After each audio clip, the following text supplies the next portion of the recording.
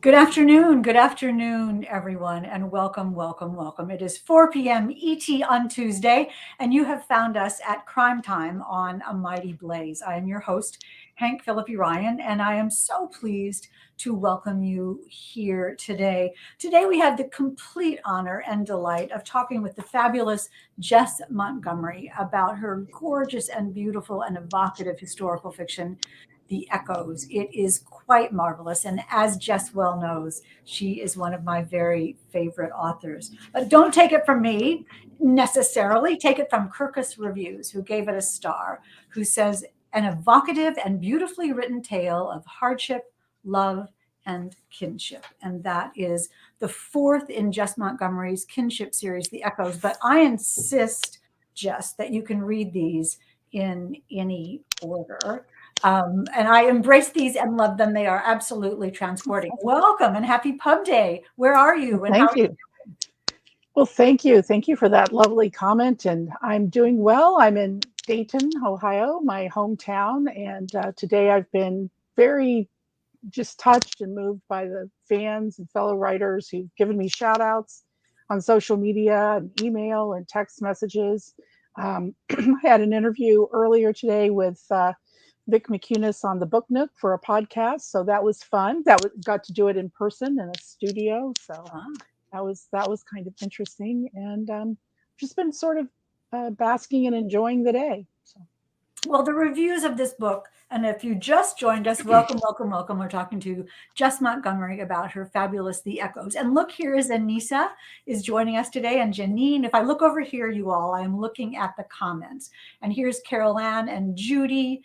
Oh my golly, Janine and Sherry and Judy Morris and Lynn Hunneman and Pamela is here. Oh my Wow. gosh, all of your fans are here and pouring in, and we're so happy to see them all here today. Yeah, launch day is always pretty interesting because you're so focused on the book. And then Right. today's the day that everyone gets it. Talk a little bit about, I mean, does that ever get old to you? No, not at all. um, it's gotten different. My expectations are more realistic about what the day might be like. And most days, I start my day by writing, of course. And today I thought, you know what? You can take a day off and just enjoy that you have written and enjoy that the echoes is out in the world and just sort of bask in that. That's very wise and very wonderful, because one of the things I think that happens sometimes, not only to authors but to everyone, is that everything is, if something that you hope for arrives, then you think, well, that doesn't count anymore, I've got to do the next thing, and we're not Right. very good at celebrating. So I hope you're celebrating. Yeah, yeah. Tonight I'll probably go out to dinner with my husband and daughter, and so we'll have a little, family celebration, and I'm looking forward to that. And it's a special day. And I'm hearing a little clanking. I'm wondering if is that your mic on a necklace? Is something hitting something? Oh, Let me see if that, maybe. let's I'll move the necklace to the back. How does that the work? old necklace trick. Let's see if that works. Now talk. Now, so where do you think you're going for dinner? I don't know. I think I'm being whisked off to Columbus, where my daughter lives, and I think they'll surprise me. That's great. And I love that you're whisked off to Columbus, just like what happens in the book, in a very pivotal moment in the book. Let me welcome you all again, though, to A Mighty Blaze. If you are new to A Mighty Blaze, if you are new to Crime Time, welcome, welcome, welcome.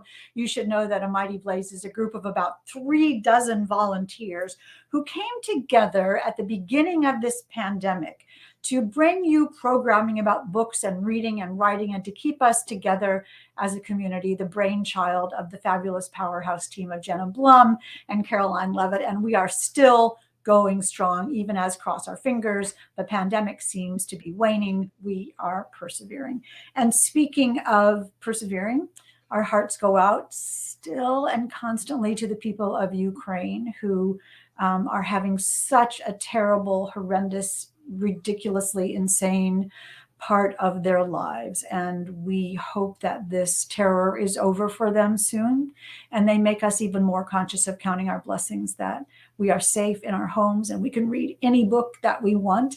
And when helicopters fly over, they are not there to harm us. So again, our hearts go out to the people of Ukraine. And we are so glad that you all could join us today to talk with Jess Montgomery about her fabulous book, The Echoes. And I am going to swipe 10 more seconds from Jess Montgomery for you to tell you a little bit about Jess Montgomery. And you have a lot of questions coming in, and we will get to those at the end of the show. And also, let me tell you before I interview Jess, we are giving away, the fabulous Jess is giving away a copy of The Echoes to one lucky commenter. So we will have the wheel of fun spinning at the end of the program to pick a lucky winner. So put in those comments to make sure you get a lot of entries in this contest. Anyway, Jess Montgomery, and I'm going to read this to get it just right. Jess Montgomery writes a Writer's Digest magazine column, Level Up Your Writing Life, and was formerly the literary life columnist for the Dayton Daily News.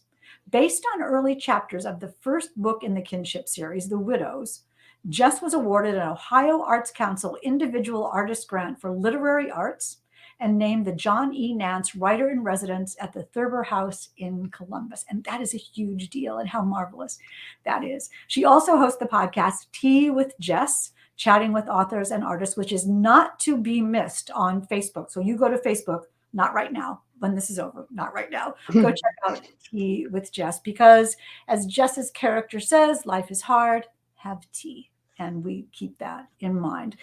Jess lives in her native state of Ohio. Find her on Facebook and Instagram and jessmontgomeryauthor.com. So welcome, Jess. And I want to talk to you today about family and loyalty and war and memories and sort of revenge and jealousy and deep-seated feelings and those we left behind.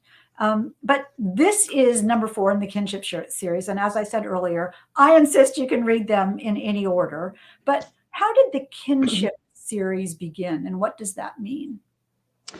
Well, it began when I found out about Ohio's true first female sheriff in 1925, which I thought was amazing.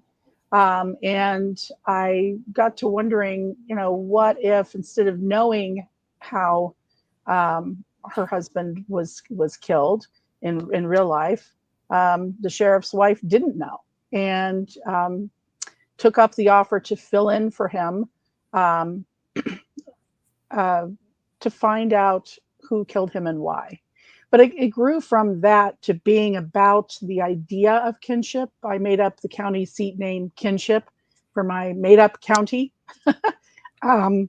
because I realized that I wanted Lily, my Sheriff Lily, to co-narrate. She's in every book, but she co-narrates with a different, so far, female character in every book as well.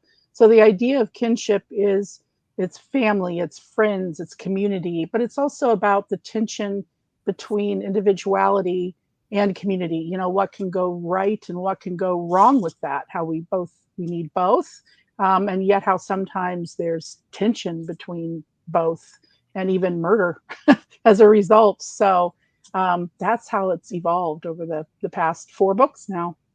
Well, it's so beautifully done. And I have to say that we should let people know that this is historical fiction. This takes place in the late 1920s, right, which is such a brilliant time, such a pivotal time, such a time of big change. The idea that Lily Ross, your Lily Ross character, was the first female sheriff proves and shows, and as you reveal, that she had a lot to conquer, whether should she be out solving crimes or making pies, and the expectations of her family and her community. Talk a little bit about how you deal with that. So, yeah, she has, she's obviously, because she's widowed and she has 2 small children, she's thrust into the role of being a single mom and a single working mom in the 1920s when, it's hard at any time, but it would have been especially hard then. But she's also blessed with that community. She has a couple of really close friends, and she has her mother, Mama, who features, as a secondary character in the first 3 books, but is actually the co-narrator in the Echoes. So it was interesting to kind of have a mother-daughter pairing in this book, and the points of view about the same crime, the same events, but from two different generations. So yeah. I mean, it's fascinating because you should know, readers, that this is historical fiction and it's a mystery.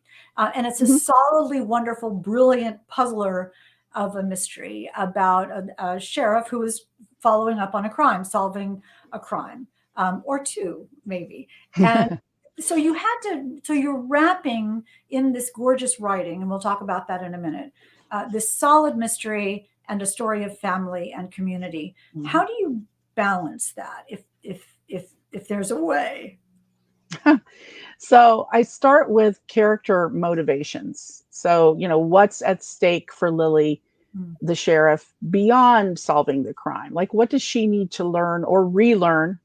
Because I contend, there's a reason that we meditate or go to church or synagogue or the mosque, or however we connect to the higher being, if we believe in that beyond us, and we do it repeatedly. It's because we have to relearn those lessons over and over, right? So Lily's always kind of needing to relearn to have trust in her community and to see the goodness in her community, which is a tension for her because she's solving a crime.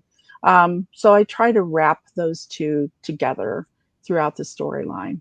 It's fascinating to see how she reacts to people when she's being Lily, the woman, the person, and Hmm. when she's being Lily, the law enforcement officer, and how she juggles and balances and really actively thinks about that. Yeah, so she is well aware that she's in an unusual position and that there are expectations of her, some of which she chafes against, and some of which she doesn't as much as you or I might. But of course, we live in the 2020s, not the 1920s. So it's an interesting balance to, keep her relatable, but also keep her realistic. This is 100 years ago, so almost, which is wild to think about.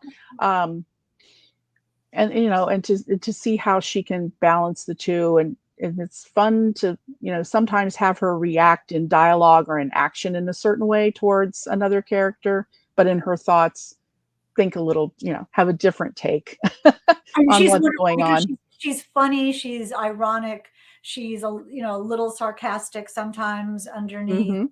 Hmm. She pulls Yes. herself back from her reactions that she knows would be inappropriate. But if you just joined us, we're talking about The Echoes, the fabulous historical mystery by Jess Montgomery. And The Echoes, the title, is just so incredibly perfect for this book for so many reasons, one of which has to do with World War One on several Yes. levels. Talk a little bit about. I'm trying to figure out if this is going to be okay to ask you. Well, the girl who the book begins with. Talk a little bit about who Esme is. Esme. Yes. So Lily had an older brother, a slightly older brother, who she adored and who actually saved her life when she was 16. And then shortly after that, a couple years after that, he and Lily's husband and other men from the community went off to fight in what they would have called the Great War.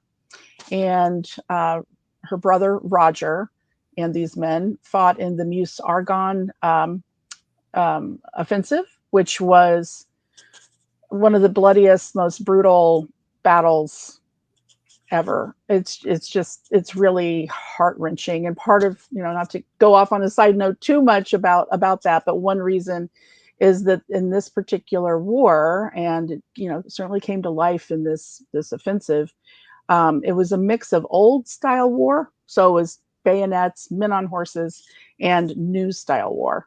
So it was bombs dropping from the sky. It was, snipers. It was this awful mix.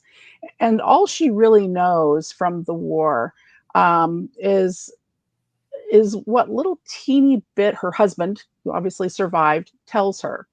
Um, and she knows from the fact that he had nightmares and would call out in the middle of the night that the war has stuck with him. and I kind of drew this a bit from my dad, who fought in World War II, and didn't talk about it very much, but had those kinds of nightmares. So there's these echoes that happen rolling forward, rolling forward. And she knows her brother died and the Muse are gone, but she doesn't really know a whole lot about what that experience was, like up until his death. And then a local fellow decides to open a park for veterans on July 4th, 1928, and in honor, in particular, of Roger. But at the same time, little does Lily know, but we do because it's in the prologue. Yes. Roger had a daughter um, named Esme, and he wasn't aware of this. He had an affair while he was in France, and it's explained. Trust me, we all love Roger. Roger's fine. Roger. Yes, he's a good guy, but he before before he died, he impregnated a lady who had a daughter, and circumstances occurred, which I don't want to give too much away because then that is giving away plot points, that made it so that Esme needs to immigrate to the US to be with her father's family, a family she knows really nothing about. And the only person who, and again, this is at the beginning of the book, in the family who knows about Esme is Beulah, Lily and Roger's mother. So they're coming at this from very different points of view. And it's about these secrets and these echoes and what do we hold to ourselves and what do we share with others. And so. And it's beautiful, the journey of Esme and whether she is or isn't coming to kinship and what will happen when she does. And one of the gorgeous things in the book, in the echoes we're talking about, if you just joined us, Judy is here now, and Sharon and Shannon Hansen and Gail Rosenfeld. It's interesting to think about this in the 20s. We take ourselves back to that. But some of the things are so timeless, like children asking their relatives, is there enough room in your heart to love another person? All of this as Esme is maybe arriving, and how families stay together, how Lily loves Roger, but what if there was something wrong? Or what if there's a lot about expectations is what I'm trying to say so carefully here. There's a lot about expectations in this book, what we expect of each other and living up to those expectations. Talk a little bit about that element as well. Well, I think we all pin expectations on events. We talked about this a little bit earlier, or on people. And, humans, honestly, I don't think like change very much. Even those of us who are like, oh, I'm so excited about the new play or the new book or the whatever, we really don't like change. And we like to feel like we know what our relationships are, or, what our loved ones are like. And so to have that shaken and yet have love be big enough that it adjusts around that, and that you're fine, that you have to go through an emotional journey to get back to fine, perhaps, is part of the theme. And Lily learns that, hey, people have had to adjust to her changing too. It's not just that she's being rattled by the community, meaning in this case her family. I define community as family, friends, your town. Community can mean all kinds of things, but people have had to adjust to her as well. So it was an interesting balance to try to strike. And it's lovely, so beautifully done, and so touching. And talk about change and talk about adaptation. Lily's relationship with her mother comes to the forefront in this book so incredibly, heartbreakingly well. Talk a little bit about why you decided to do that and how those two characters work together. One reason was that Lily's mother, Beulah, has been throughout the first three books, and she's been kind of in the background, and sometimes on the page, but she's supportive of Lily because she loves her daughter, but she's also a little wary, like, why must you do this job? This isn't really a job for a female. And you have to keep in mind, Beulah would have been born, like 1880 something. Yeah, like wait, I really did do this a spreadsheet with the math, but yeah, she was well. That's the thing that kills me too in the book, that she's thought of as old and she's Yeah, 48. So I go ahead. know. Yes. So she's old at 48, which 48 is young, but 100 years ago, 48 was, maybe getting up there. And so I just wanted to let Beulah have a name besides Mama and have her point of view Mhm. and give her thoughts and her opinions on Lily, and slowly show how she becomes she gets involved in helping Lily solve these cases, the crimes in the book, and show how she slowly comes to appreciate Lily's skills and strength. But Lily also slowly comes to appreciate, Mama's perspective, her fears, her concerns.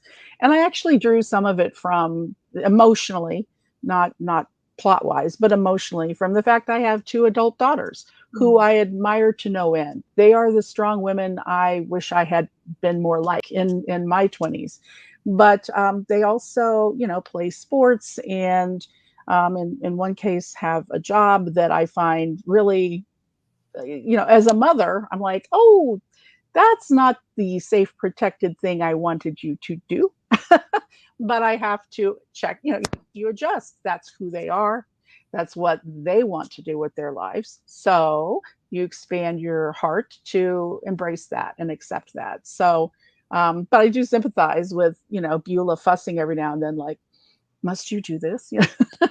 And but talk about, I mean, expanding your heart is so much a part of the book because Lily also realizes that her mother is not just her mother in the world, but that her Mm-hmm. mother has her own place in the world and her own emotions, and her own motivations and her own growth. She does. And she is a, 48-year-old, so she still has a life that she wants to live outside of being a mother and being a grandmother, and she has her activities at church and in the town, and she's respected in those activities. And a little bit of a subplot, she maybe meets a fella and has a little interest in him. And so part of the novel is, in the first book, The Widows, Lily was freshly widowed, and Beulah had been widowed for a couple of years. So now we're 4 years later, and both women are kind of dealing with, they love the husbands that they had who have passed away, but they also want to uh, go out, move forward in life, still embrace life. So how do you open your heart to balance and do both? So that's part of Mama's journey, And I mean, Beulah's that's journey. sort of the echoes of past relationships and how long they last and Right. whether they eventually disappear and fade away and whether and how much you keep. It's so Yeah. beautiful. The Yeah. Thank you. story, the mystery is so, oh my golly, throughout. It's just beautiful throughout. Let me just say again, you all. Jess Montgomery's The Echoes. It's a great story. It's a page turning, wonderful mystery, but it is just so touching in every way. And you were talking about Beulah's relationship with maybe a beau. And one of the things that you do amazingly is your research is so seamless that even a relationship like that, the one that Beulah has with, I won't mention who, reveals how society was at the time, how they deal with each other. T- Tell us about your research and how it's not just setting and how fast cars go, but what Mhm. people's clothes were, but how people dealt with each other. Right. So the expectations, as we've talked about for Lily, are that, that she wouldn't be the sheriff, and yet here she is. And the expectations of how people courted, and how they referred to each other, they don't, Beulah and her possible beau don't just, wantonly throw each other's first names around. I mean, my goodness. So there's a formality to, to how they approach each other, at least at the beginning. And, you know, it's, I mean, I like to read old texts. I like to look at old newspapers. That's actually one of my favorite ways to research not just topics, but how people spoke and how people thought. And if you look at old articles from the 1920s, they're so formally written. If you read an old newspaper from that era, the language is very crafted, and not as quite as straightforward as we expect now. We want the facts, we want them straightforward. So I pulled from some of that, and I pulled from just my memories of relatives talking about their memories or talking about their grandparents' memories and how things were done and how people spoke to one another. Do you go into the 1920s world in your head when you're writing? Do you put yourself there? How does that work? That's a great question. I do to a degree. So this 1920s is rural 1920s. It's love a good flapper girl, but this isn't flapper girls of the 1920s. So more so than the 1920s, I think I go into the rural life. My parents and my grandparents, my great grandparents, were all from the same Appalachian County in Eastern Kentucky. So I think I kind of go back to being in the embrace of grandparents and great aunts and great uncles and how they spoke and how life was for them and attitudes and approaches to the realities of everyday rural life. So I think I fall more into that. And then the history of the 20s. What's fascinating to me is how these big sweeping issues, the 20s, as you mentioned earlier, 1920s were incredibly pivotal. And I think we're experiencing that the 2020s are going to be incredibly pivotal for how, the future plays out. But it's fascinating to me how even in the most rural spot, these big sweeping issues and questions of the day, affected and informed how people thought about themselves and themselves in relationship to other people. And you do that so wonderfully, embedded that in this really page turner of a twisty mystery that I tried to figure out and I could not figure out. Oh, thank you. Wow. Gaspingly good. The echoes. You have a wonderful note in your author's notes at the end about the place that inspired you to write this novel. Can you tell us a little bit about that? It's not giving anything away.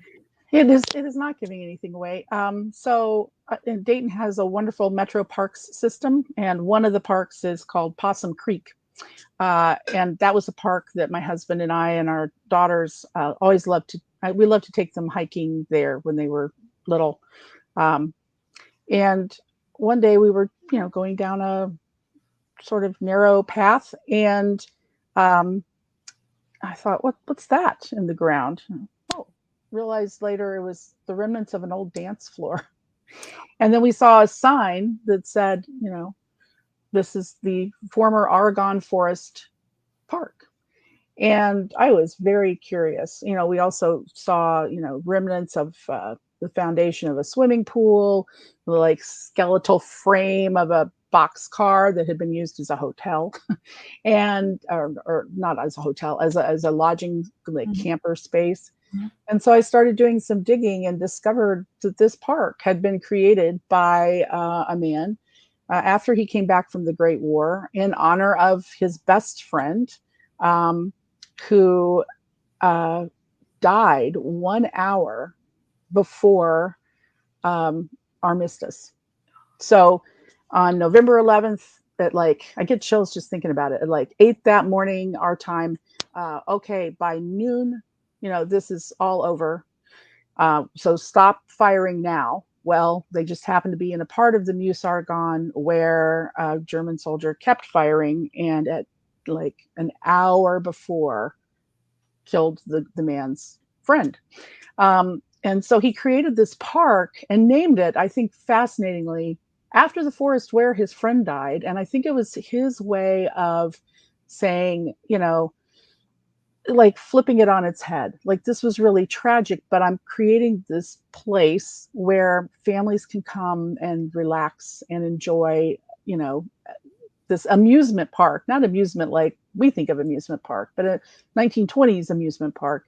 And I ended up writing this article about it for the Dayton Daily all those years ago as a freelancer. And it stayed in my head all this time. It echoed. the article wasn't quite enough for me. So I wanted to recreate that place in this book. And the book has the opening of the park on the 4th of July, and Mm-hmm. all, everything that you've just said, I can just envision where those little puzzle pieces of the park came from. And it's also about sacrifice, isn't it?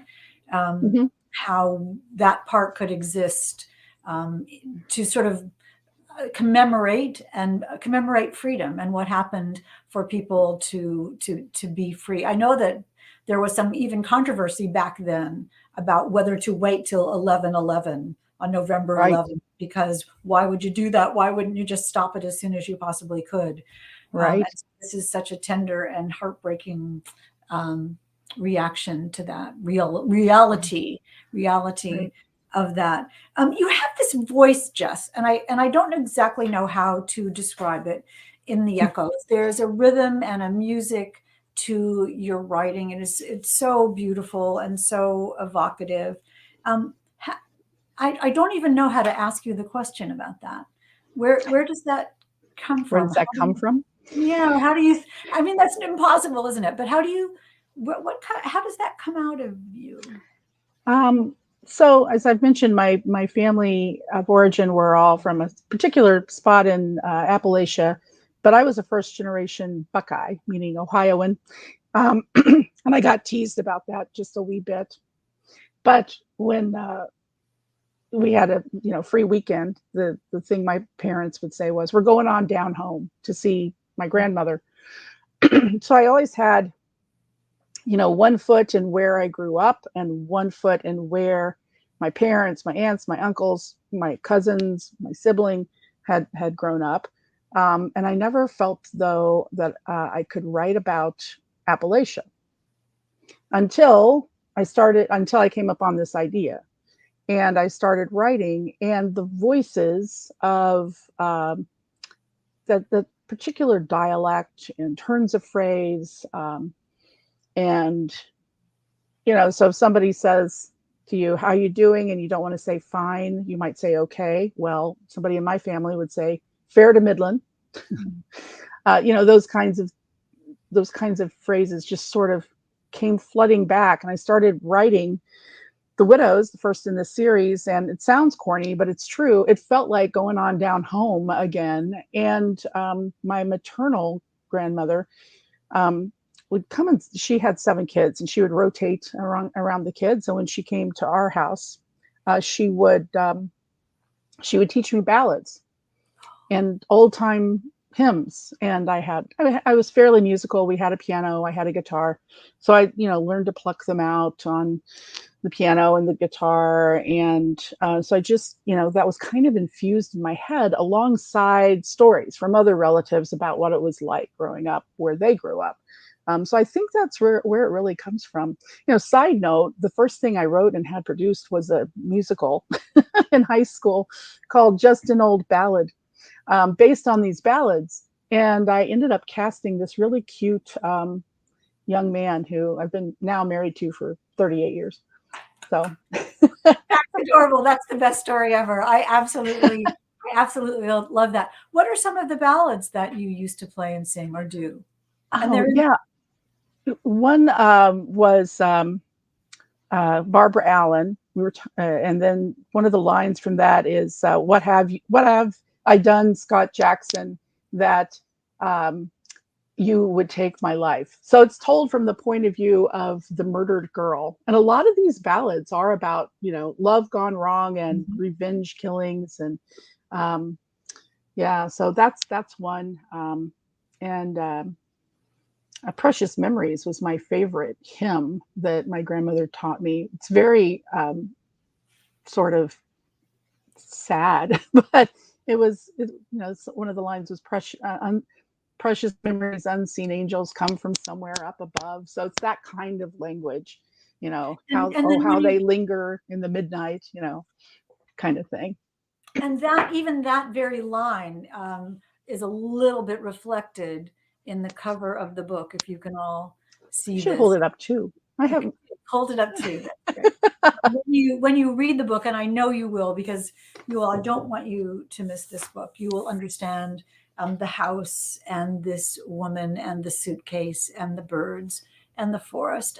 It's just a wonderful book. Couple seconds till we're going to ask Jess questions. Don't forget to ask a question or leave a comment to be entered to win a copy of The Echoes. Talk a little bit about Tea with Jess. I almost said to you, did you think of tea that Life is Hard, Have Tea, or did someone else think of it first? And then I thought, no, that's a character in the book, so that would be Right. Jess made it up. But talk a I little bit. did. Right. There's a recurring character in my book named Nana, who's a friend of Beulah's, who says, "Life is hard, have tea."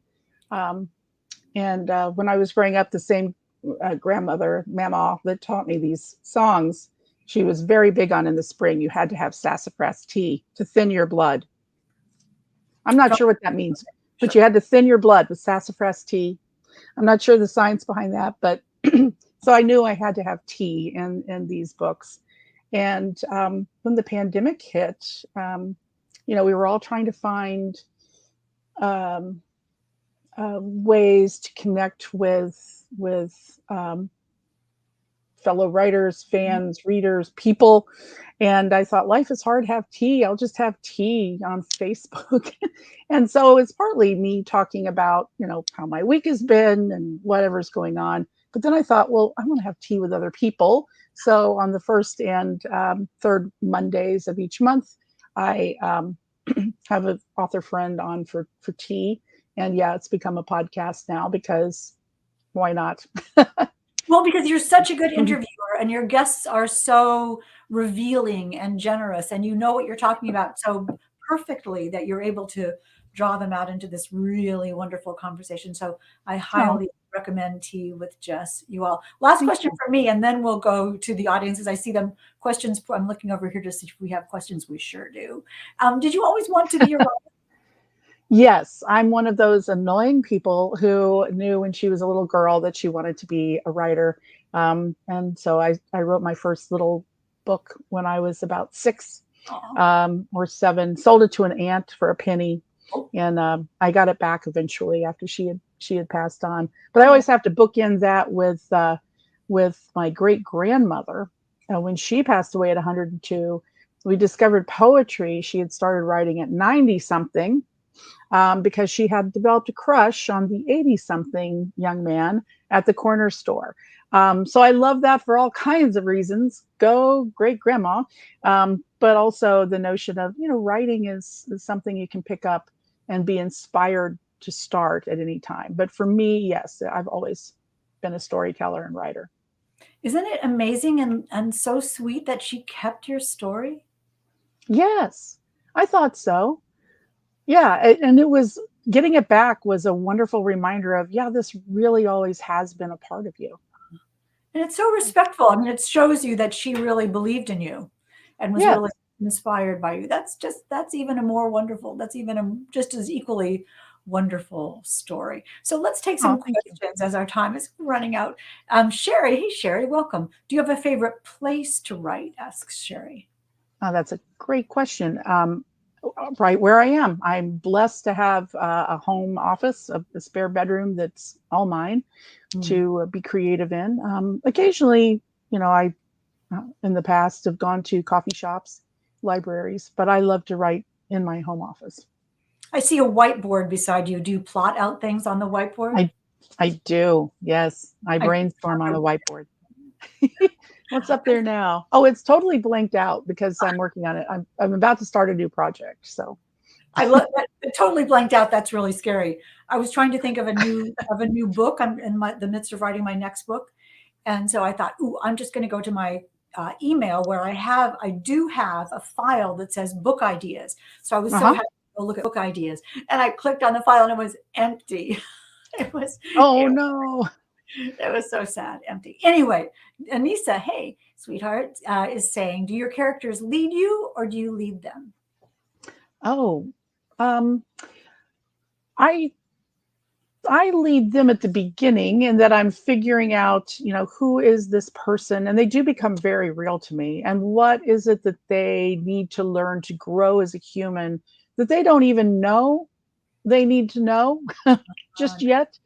So I figure that out. But once that happens, they're only that's sort of then I'm following them to see what if do they learn what they need to learn? How do they learn what they need to learn? And how is that in conflict with the other main characters and what they need to learn? Because everyone wants something, and the decisions they make reveal who they Hmm. are. Exactly. Do you know the ending when you start? I always think I do. And then for every single book in this series thus far, I've gotten to within 50 pages of the end and 3 weeks from my deadline and thought, oh, gosh, I don't really think that who the person I thought was the killer was the killer. Is that a fun thing or scary? Another way Oh, from my deadline. But so far, I've been able to go back and think, oh, your subconscious knew this is who it really is. Now, I do always know what I want the characters to have learned by the end, and that doesn't change. But the plot, yeah, I get to very close to the end and then think, oh, wait a minute. I think I have to feel like I have figured it out so that I feel safe while I'm writing.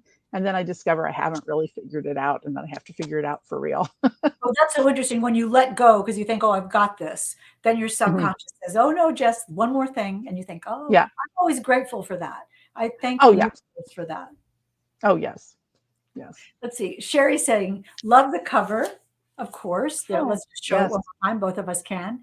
How Oh, was it picked or developed or designed or evolved? Was this the first version that you saw? it was. And they have wonderful cover designers who have created these beautiful covers that do evoke the story. I do love that this house, and I'm sure this is true for many many people, but this house looks just like the house that my father grew up in. So I kind of gasped when I saw this and went, how did they find dad's old house in Pleasant Run? And I realized, well, they didn't. But down to the porch and the clapboard siding and the windows style. So I love that. We'll talk about echoes. That's just so perfect. Yes. That's a gift Yeah. that you got from somewhere. From Um, somewhere. Hmm. Sherry is asking, when you were talking about the musical, Sherry was asking, is that how you met the cute boy? Um, we, the cute boy. Well, no, we were aware of each other before that because we were on speech team and in high school theater together. But that's how we actually really got to know each other. And then we dated and broke up and dated and broke up and dated because we were very young. I mean, we started dating when we were like 17. Oh, We didn't get married till we were like 21. But um, yeah, we met in high school and honestly, I was never going to get married, I thought. But then I married my high school sweetheart, and I'm really glad I did. So, this is on tape, so I'm glad this will be taped. So I'm glad you can play it back for him. You can always play it back for him. I think we have time for one more question, Margaret, in the back. Oh, Sherry's asking, are there more books planned for the series, even though that uh, whiteboard is empty? even though the whiteboard is empty, I have ideas to get everybody in the series through the end of World War II. So Oh, that's quite a while down the road. But I kind of I wanted to figure out where even the children kind of landed, what were the big things that would happen to them. And again, I feel like I know because it makes me feel secure. Do I really know? So I do have an idea for each of the characters and where they end up. So that's great. I mean, do you have a big chart that has their names and what year they're born, and then how old when they would be I, 18 or whatever? I do actually a spreadsheet. Yep. That's So I have the main characters' names across the top and year by year down the side, and then their age in each block, and and if it's a pivotal year, what I think is going to happen to them that year. and let me just add, because I'm so enthusiastic about this, is that it's almost time travel because Jess, you know what happened in 1945 or in Hmm. 1939. You know, and you know what these people are headed for. That's sort of goosebumps. Right. It is, and I've had a few times in the series where they've commented, though they live very modest lives, but that they're so grateful that the economy is doing so well. It's 1928 in this book. Oh dear. I mean, and as we read it, and that takes the readers along with it so well. I know I'm gushing, but I insist on gushing about the echoes because we know what's in store, and it makes it all the more. It makes it all the more heartbreaking. Jess, this is I'm so grateful that you were here today, and so grateful for all of you who are coming. This book is a treasure. If you have not Oh, read any of the Jess Montgomery books before, you can start right here. I needed tissues at the end. I have to say, it's so beautiful yay. and touching and such a great mystery as well. Thank you for being here today. Oh, thank you. It's been an honor and And a delight. I'm reaching over here to show you who we have. If you'll just stand by for 1 second, Jess, I'm going to show Okay. you all who is coming next week. And I've got to tell you that next week on Crime Time is the only time that it's good to be double booked because we are double booked. And I'm going to do the giveaway in 1 second. We are double booked next week. First, we have at 3 o'clock on Tuesday. This is Tuesday, right? 3 o'clock on Tuesday, we have the fantastic Lisa Scottellini and her brand new What Happened to the Bennetts, which is a fast-paced, surprising thriller that has Lisa's she always has this insight about justice and personal justice and legal justice and emotional justice. Really, really, really good. And then Jillian McMillan at 4 will be here for the long weekend. 3 couples go to a remote farmhouse with no cell phone service, completely cut off from the world. What could possibly go wrong? And it's Jillian McMillan, so it's a lot. So that's next week at 3 and 4. So be here, be here, be here. Now, right now, let's spin the wheel of fun wait till you see this, to find out who wins Jess Montgomery's The Echoes. And that will be, I feel like we should have music for this. Everybody hum. Anissa, that's so fantastic. Anissa wins Jess Montgomery's The Echoes, and that is great. And we are so pleased, Anissa, that you are here today. Such a fan of Crime Time and such a stalwart supporter of authors throughout, and we are really grateful for that. Jess, congratulations on Pub Day. Long may you Thank write. you. Oh, thank you so much. Thank you for having me. And I hope you come back for the next book in your series. We are all such fans of yours. And we hope you will all come back next week to hear Jillian McMillan and Lisa Scottellini. And until then, remember, it is always safe inside a book. And we will see you next time.